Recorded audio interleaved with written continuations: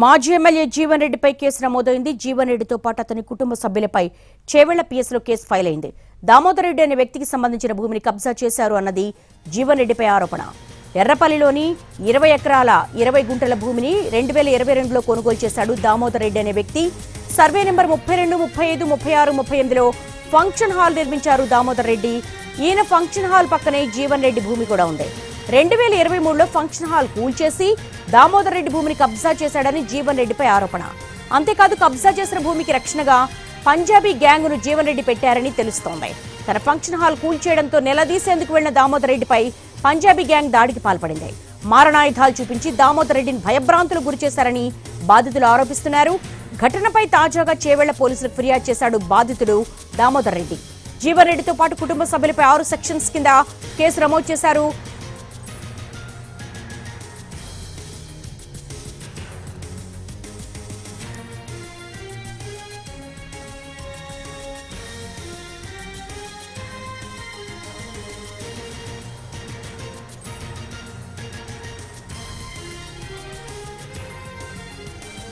మాజీ ఎమ్మెల్యే జీవన్ రెడ్డిపై కేసు నమోదైంది. జీవన్ రెడ్డితో పాటు అతని కుటుంబ సభ్యులపై చేవెళ్ల పిఎస్లో కేసు ఫైల్ అయింది.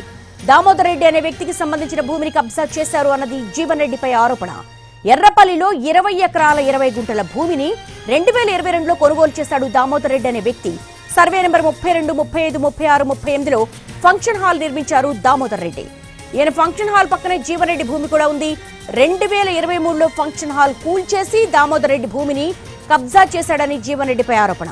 అంతేకాదు కబ్జా చేసిన భూమికి రక్షణగా పంజాబీ గ్యాంగ్ను జీవన్ రెడ్డి పెట్టారని తెలుస్తోంది. తన ఫంక్షన్ హాల్ కూల్చేయడంతో నిలదీసేందుకు వెళ్లిన దామోదర్ రెడ్డిపై పంజాబీ గ్యాంగ్ దాడికి పాల్పడింది. మారణాయుధాలు చూపించి దామోదర్ రెడ్డిని భయభ్రాంతులకు గురిచేశారని బాధితులు ఆరోపిస్తున్నారు. ఘటనపై తాజాగా చేవెళ్ల పోలీసులకు ఫిర్యాదు చేశాడు బాధితుడు దామోదర్ రెడ్డి. జీవన్ రెడ్డితో పాటు కుటుంబ సభ్యులపై 6 సెక్షన్స్ కింద కేసు నమోదు చేశారు. Section 447, 427, 341, 386, 420, 506 red with 34 IPC sections కింద కేసు పెట్టారు.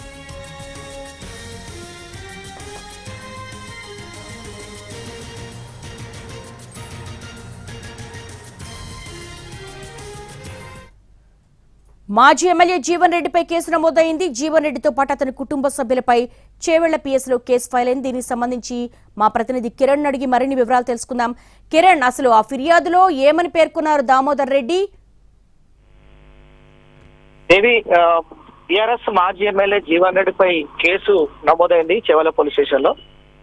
ఎర్రవెల్లిలోని 20 ఎకరాల 22 గుంటల భూమిని 2022లో కొనుగోలు చేశానని చెప్పి దామోదర్ రెడ్డి ఫిర్యాదు చేశారు. అయితే సర్వే నెంబర్ 32, 35, 36, 38లో ఫంక్షన్ హాల్ కూడా నిర్మించుకున్నారని చెప్పి ఫిర్యాదు చేశారు. అయితే దామోదర్ రెడ్డి భూమి పక్కనే జీవన్ రెడ్డి భూమి ఉంది. 2023లో ఫంక్షన్ హాల్ కూల్చివేసి దామోదర్ రెడ్డి భూమిని కబ్జా చేశారు జీవన్ రెడ్డి అని ఫిర్యాదు చేశారు చేవెళ్ల పోలీస్ స్టేషన్. అయితే కబ్జా చేసిన భూమిని రక్షణగా మహారాష్ట్రకు సంబంధించిన వారు కాపలాగా ఉన్నారు.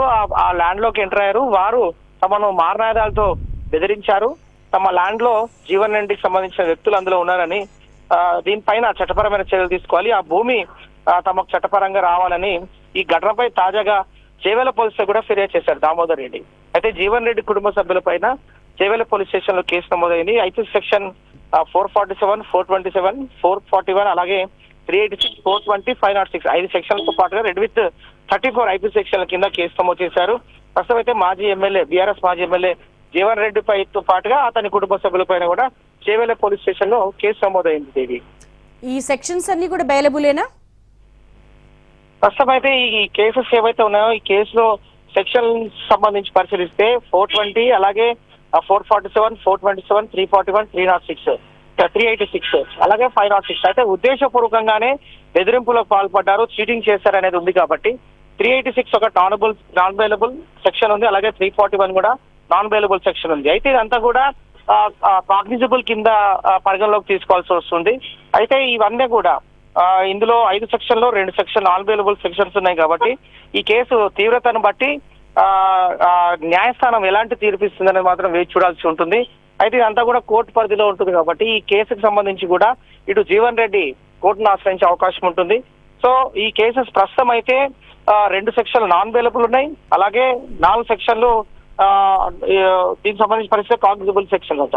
సో ఓవరాల్ గా జీవన్ రెడ్డి కుటుంబ సభ్యుల పైన 6 సెక్షన్ల కింద కేసు నమోదైంది కాబట్టి ఇదంతా కూడా లీగల్ ప్రొసీడింగ్స్ తో కోర్టు ప్రొసీడింగ్ ఉంటుంది కాబట్టి మరి భవిష్యత్తులో ఎలాంటి పరిణామాలు జరుగుతుంది మాత్రం ఆసక్తి నెలకొంది ఈ కేసు. దేవి, తనపై వచ్చిన ఆరోపణలపై జీవన్ రెడ్డి అని స్పందించారా? ఇప్పటి వరకు తనపై వచ్చిన ఏదైతే ఈ ల్యాండ్ కబ్జాకు సంబంధించిన ఆరోపణల పైన మాజీ ఎమ్మెల్యే జీవన్ రెడ్డి ఎక్కడ కూడా స్పందించలేదు. అలాగే ఈ కుటుంబ సభ్యుల పైన నమోదైన కేసులకు సంబంధించి కూడా ఎక్కడ కూడా స్పందించలేదు జీవన్ రెడ్డి ఇప్పటి వరకు కూడా. Devi, S Kiran, thanks for the live.